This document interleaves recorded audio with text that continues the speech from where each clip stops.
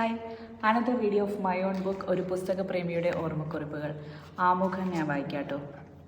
വായന എന്ന ലഹരിയെ അടുത്തറിയാൻ കഴിഞ്ഞ എല്ലാവർക്കും ഒരുപക്ഷെ ഇത് മനസ്സിലാക്കാൻ പറ്റിയേക്കും. കുട്ടിക്കാലം മുതൽ തുടങ്ങിയ ഭ്രാന്ത് വളരുംതോറും എൻ്റെ കൂടെ വളർന്ന് പടർന്ന് പന്തലിച്ച് നിൽക്കുകയാണ്. പുസ്തകങ്ങളില്ലാത്ത ഒരു ജീവിതം എനിക്ക് ചിന്തിക്കാനാവില്ല.